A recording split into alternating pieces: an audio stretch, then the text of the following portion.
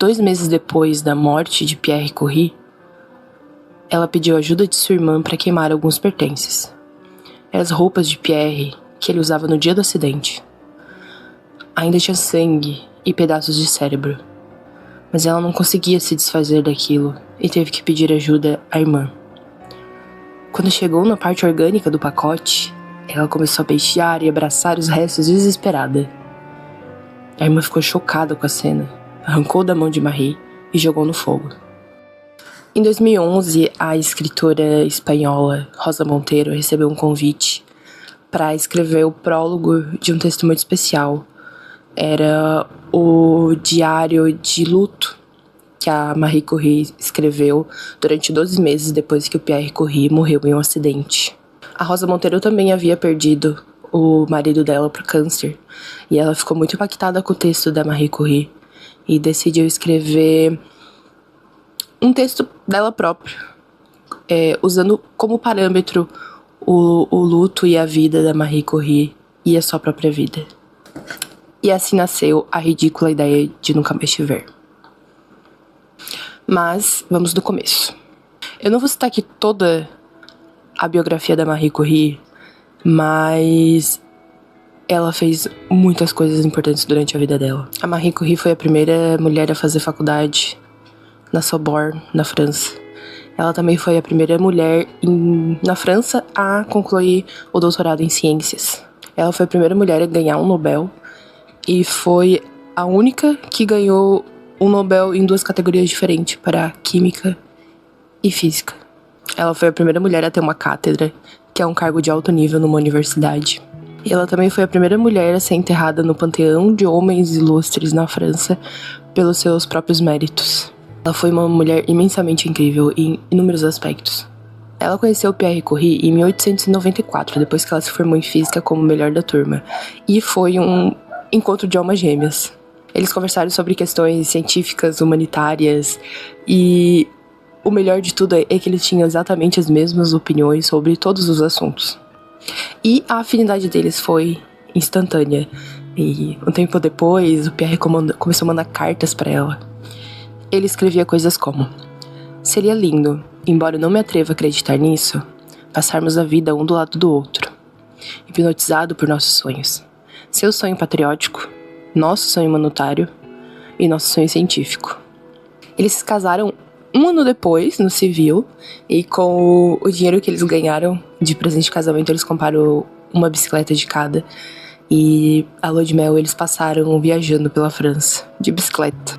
Pierre disse pra Marie que ele acreditava que ele nunca ia se casar porque ele não tinha esperanças de encontrar alguém que tivesse a mesma prioridade que ele na vida, que era a ciência.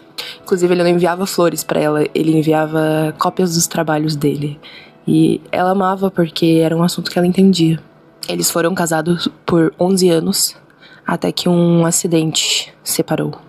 No dia da morte de Pierre, ele saiu de manhã para trabalhar normalmente, foi almoçar com os amigos e quando ele estava voltando pro trabalho depois do almoço, ele acabou escorregando e caiu em frente a uma carruagem que acabou atropelando ele.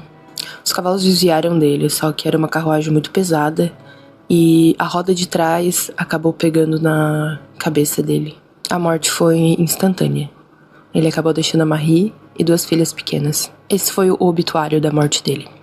Marie Curie seguiu o caixão do marido de braço dado com seu sogro até a sepultura cavada ao pé de taipa.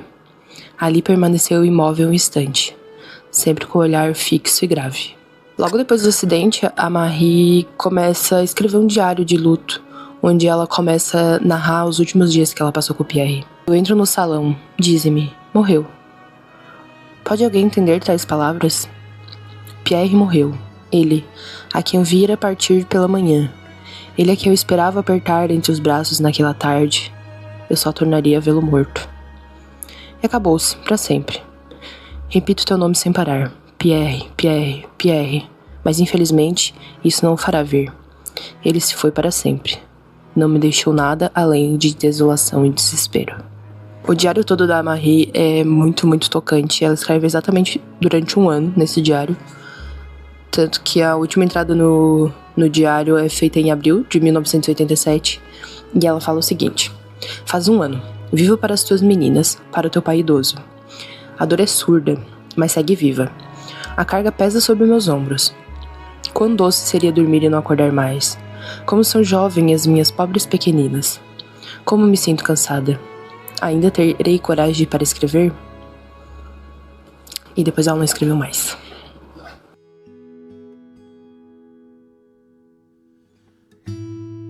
A Rosa Monteiro foi casada por 21 anos com Pablo Liscano. Ele também era jornalista e ele morreu exatamente 1 ano depois de ser diagnosticado com câncer. De certa forma, falar sobre o luto dela, enquanto escrevia sobre o luto da Marie Curie em A Ridícula Ideia de Nunca Mais Te Ver, foi uma forma de dizer adeus ao marido.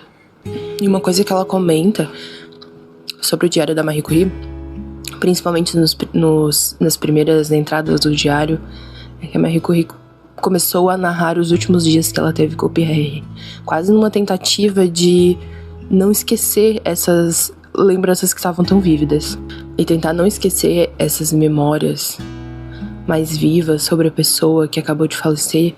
É um ato muito comum no luto, porque a memória visual, ela é muito traidora, porque ela começa a se desintegrar e ela começa a se perder realmente no seu cérebro.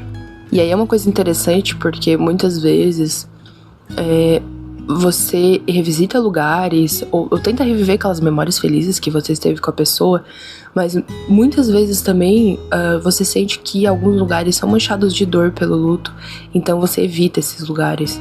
São 2 facetas do mesmo problema. Por exemplo, a Rosa Monteiro, no livro, ela conta que ela e o marido dela costumavam viajar por muitos países.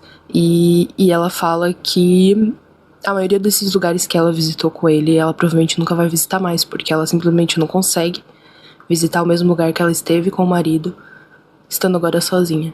A ideia desse nunca mais, ela é um conceito anti-humano, porque é muito difícil pra gente conceber essa ideia de eternidade. Sabe, é um fim eterno, é um pra sempre. Como que alguém que esteve do seu lado por tanto tempo, agora ele simplesmente... ele não tá mais ali. De uma hora pra outra, simplesmente acabou. Como pode o cérebro compreender o vazio que fica com a morte? Sabe, é um desaparecimento.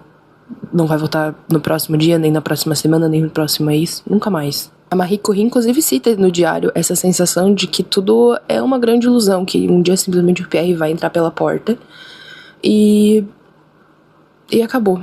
Diversas vezes ela se pega esperando ouvir o barulho da porta e ele entrando, porque ela simplesmente não consegue conceber essa falta dele.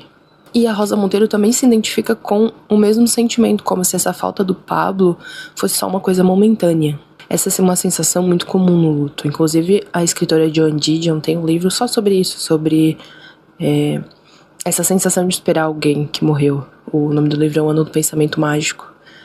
E é um livro muito bom, inclusive, sobre luto e perda. Mas, apesar de que o luto de algumas pessoas tem sentimentos parecidos, em outros aspectos eles podem ser completamente diferentes.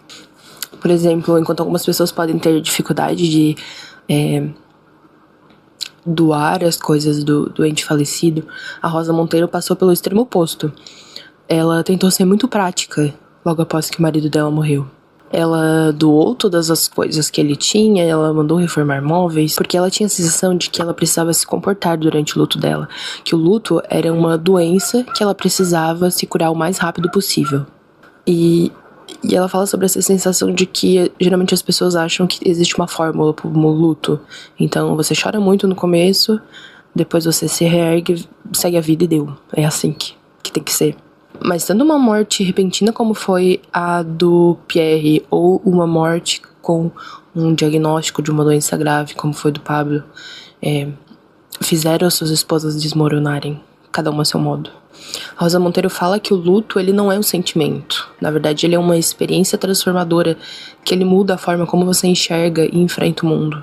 Ela fala como a Marie Curie, ela se afundou no trabalho para tentar se afastar daquela dor. Ela realmente não dava tempo pra conseguir pensar no que ela tava sentindo.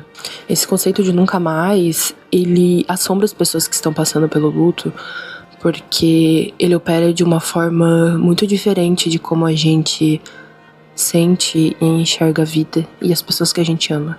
Mesmo que a gente aceite racionalmente a morte de alguém, o nosso cérebro sempre vai tentar reencontrar ela, seja numa memória, num gesto, num cheiro, ou até tentar encontrar ela numa multidão.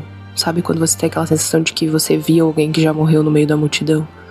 É o cérebro tentando vencer essa ideia de nunca mais. E a Rosa Monteiro, ela consegue transformar essa dor em uma reflexão neste livro aqui, maravilhoso. Ela mostra nesse livro que, embora essa ideia de nunca mais pareça ser insuportável, o amor e a memória mantêm as pessoas que nós amamos vivas dentro de nós. A ridícula ideia de nunca mais te ver pode ser dolorosa, mas ela mostra a profundidade dos vínculos humanos que tentam transcender até mesmo a morte. Leiam esse livro, ele realmente é muito, muito bom.